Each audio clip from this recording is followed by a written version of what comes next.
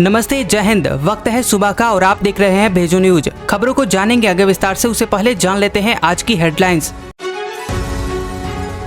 बिहार के मुख्यमंत्री नीतीश कुमार का विधायकों के लिए फरमान, अगले 72 घंटे तक सारे विधायक पटना में ही रहें। ताइवान को लेकर एक बार फिर अमेरिका और चीन आमने सामने। प्रधानमंत्री नरेंद्र मोदी अपनी 2 दिवसीय जापान यात्रा पर राजधानी टोक्यो में। ज्ञानवापी मस्जिद मामले में जिला जज की अदालत में सुनवाई पूरी, मंगलवार को आ सकता है फैसला। मंकी पॉक्स के मामलों के मद्देनजर केंद्र ने राज्यों को चेताया। हॉकी के एशिया कप में पाकिस्तान पर जीत से चूक गया भारत। जी हां, हॉकी के एशिया कप में पाकिस्तान से भारत चूक गया है। 59वें मिनट में पाकिस्तान ने गोल दागा है। 1-1 से टाई मैच हो गया है। बता दें कि मैच के आखिरी लम्हों में पाकिस्तान ने दमदार वापसी करते हुए गोल दाग दिया है और स्कोर 1-1 की बराबरी पर रहा। मुख्यमंत्री नीतीश कुमार का विधायकों के लिए नया फरमान। जी हां, बिहार के मुख्यमंत्री नीतीश कुमार ने विधायकों के लिए नया फरमान जारी किया है और कहा कि अगले 72 घंटे तक सारे विधायक पटना में ही रहें। इस फरमान के बाद सियासत में सुगबुगाहट बढ़ गई है। इसे राज्यसभा चुनाव से पहले बिहार की सियासत में बड़े बदलाव का संकेत माना जा रहा है। तो उधर जातीय जनगणना के बहाने नीतीश और तेजस्वी से नजदीकी बढ़ा रहे हैं। दुनिया के सामने मंकी पॉक्स नई समस्या बनकर उभरा।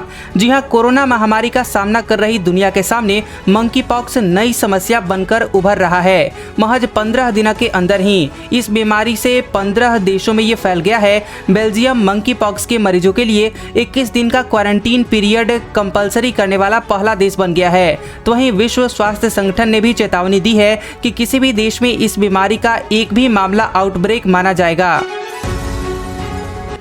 ताइवान को लेकर एक बार फिर से अमेरिका और चीन आमने सामने।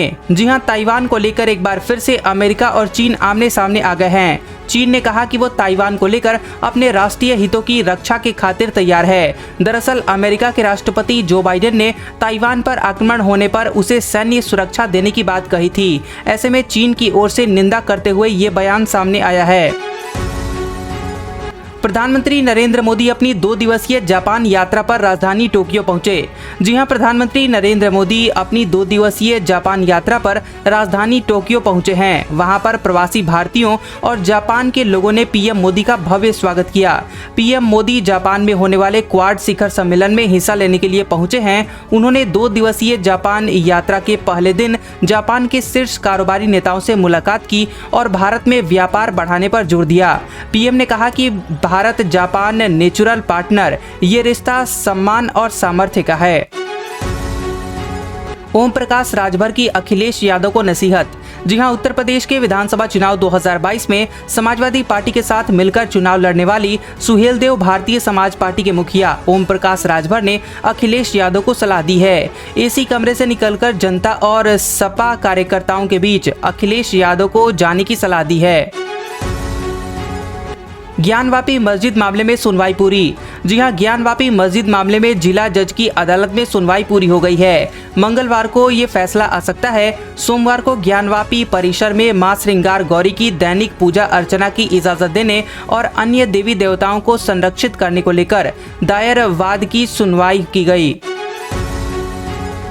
ज्ञानवापी विवाद, पूर्व महंत ने दायर की याचिका। जी हां, ज्ञानवापी विवाद पर जिला जज डॉक्टर अजय कृष्ण विश्वेश की कोर्ट में सुनवाई हुई। बता दें कि अदालत में हिंदू पक्ष और अंजुमन इंतजामिया मस्जिद कमेटी की ओर से दायर की गई आपत्तियों पर भी बहस हुई। इस बीच काशी विश्वनाथ मंदिर के पूर्व महंत डॉक्टर कुलपति तिवारी जिला जज की अदालत में याचिका दाखिल करने पहुंचे। उन्होंने कहा कि ज्ञानवापी मस्जिद के वजूखाने में मिले शिवलिंग के स्नान, भोग राग, श्रृंगार और पूजा पाठ का अधिकार उन्हें दिया जाए। टोक्यो में एनईसी कॉरपोरेशन के अध्यक्ष से मिले पीएम मोदी। जी हां, प्रधानमंत्री नरेंद्र मोदी ने टोक्यो में एनईसी कॉरपोरेशन के अध्यक्ष डॉक्टर नोबुहिरो एंडो से मुलाकात की। विदेश मंत्रालय के मुताबिक पीएम मोदी ने दूरसंचार क्षेत्र में एनईसी की भूमिका की सराहना की और भारत में नई और उभरती प्रौद्योगिकियों में अवसरों पर चर्चा की। तो उधर जापान में होने जा रहे क्वाड सम्मेलन में भाग लेने के लिए अमेरिकी राष्ट्रपति जो बाइडेन भी टोक्यो पहुंच गए हैं। उन्होंने कहा कि क्वाड दुनिया को दिखा रहा है कि लोकतांत्रिक देशों के बीच सहयोग से बड़े काम हो सकते हैं। मंकी पॉक्स मामले के मद्देनजर केंद्र ने राज्यों को चेताया। जी हां, विदेशों में मंकी पॉक्स के मामलों को देखते हुए केंद्रीय स्वास्थ्य विभाग ने भी सभी राज्यों को सतर्क रहने का निर्देश दिया है। मंकी पॉक्स के मामलों को लेकर एडवाइजरी भी जारी की गई है। तो उधर महाराष्ट्र की उद्धव ठाकरे सरकार भी एक्शन मोड में आ गई है। राज्य सरकार की तरफ से जारी एडवाइजरी के मुताबिक उन्होंने प्रभावित देशों की यात्रा बीते 21 दिन में की है। उन सभी संदिग्ध मरीजों पर कड़ी निगरानी रखने की बात कही है। इसके साथ ही इन संदिग्ध मरीजों की सूचना स्थानीय जिला अधिकारी से लेकर स्वास्थ्य विभाग को तुरंत देने के लिए भी कहा गया है। जातीय जनगणना को लेकर सीएम नीतीश कुमार ने बुलाई सर्वदलीय बैठक। जी हां, राज्यसभा चुनाव से पहले बिहार में जातीय जनगणना को लेकर सीएम नीतीश कुमार ने सर्वदलीय बैठक बुलाई है। 27 मई को होने वाली इस मीटिंग में सभी पार्टियों के नेताओं को बुलाया गया है। हाल ही में नेता प्रतिपक्ष तेजस्वी यादव ने भी इस सिलसिले में नीतीश कुमार से मुलाकात की थी। बिहार में राज्यसभा की 5 सीटों पर 10 जून को चुनाव होना है। ऐसे में ये मीटिंग काफी अहम मानी जा रही है। हरियाणा में निकाय चुनाव की तारीखों का हुआ ऐलान। जी हां, हरियाणा में निकाय चुनाव की तारीखों का ऐलान हो चुका है। 8 नगर पालिका और 18 नगर परिषद के लिए 19 जून को वोटिंग होगी। 22 जून को मतगणना होगी। नामांकन 30 मई से 5 जून तक दाखिल किए जाएंगे। चुनावों की तारीखों का ऐलान राज्य चुनाव आयुक्त धनपत सिंह ने की है। यूपी बजट सत्र में राज्यपाल का अभिभाषण, सपा का हंगामा। जी हां, यूपी की 18वीं विधानसभा का पहला सत्र शुरू हो गया है। राज्यपाल के अभिभाषण के दौरान समाजवादी पार्टी के विधायकों ने सदन में जमकर हंगामा किया। सपा विधायकों ने सदन में सरकार के विरोध में प्ले कार्ड दिखाए। दिल्ली एनसीआर में बारिश के बाद हाल बेहाल।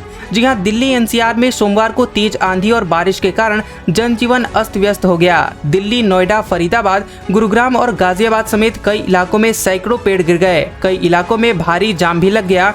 कई जगहों पर बारिश और आंधी के चलते बत्ती भी गुल हो गई।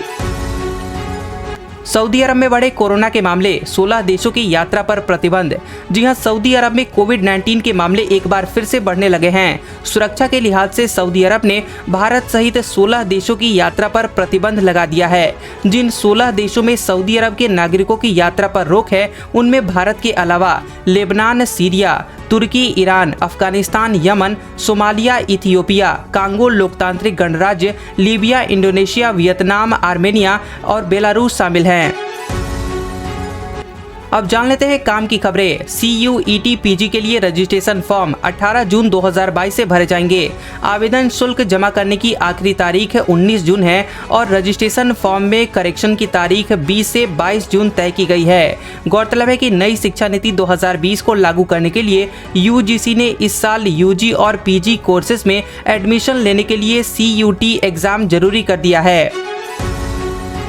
कुछ दिनों से राशन कार्ड की पात्रता और इसको सरेंडर करने को लेकर सोशल मीडिया पर कई खबरें चल रही हैं। इस संबंध में अब उत्तर प्रदेश सरकार ने एक बयान जारी किया है। सरकार की तरफ से कहा गया है कि राशन कार्ड सरेंडर करने और रद्द करने के लिए कोई आदेश जारी नहीं किया गया है। मीडिया में राशन कार्ड की पात्रता और अपात्रता को लेकर चल रही खबरें फर्जी हैं।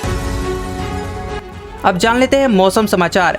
दिल्ली एनसीआर में बारिश हुई और मौसम सुहाना हो गया। लगातार गर्मी से परेशान लोगों को काफी राहत मिली है। मौसम विभाग ने राजधानी में अगले 2 दिनों तक बारिश का अलर्ट जारी किया है। इस बीच दक्षिणी पूर्वी से 22 किलोमीटर प्रति घंटे की रफ्तार से हवा चलने की संभावना है। दिल्ली में खराब मौसम की वजह से पोलैंड से दिल्ली जाने वाली फ्लाइट को जयपुर डाइवर्ट किया गया। बाढ़ग्रस्त असम में भी अभी बारिश और परेशान करेगी। यहाँ पर आज भी बारिश के आसार जताए गए हैं। मौसम विभाग के मुताबिक उत्तर भारत में कुछ दिनों के लिए भीषण गर्मी से राहत मिली रहेगी।